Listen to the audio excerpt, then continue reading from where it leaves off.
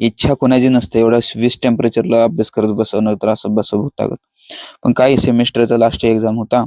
मग आवरलो बिवरलो आणि खुराक घेतला.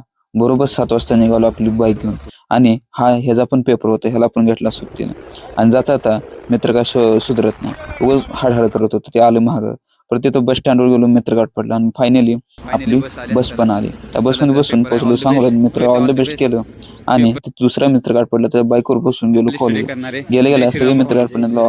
जय श्रीराम बोलून पहिल्यांदा जाऊन बघितलं आपला सीट नंबर बघितल्यावर मी आश्चर्य झालो. मित्र थंडीत एवढं गार पाणी पित होते.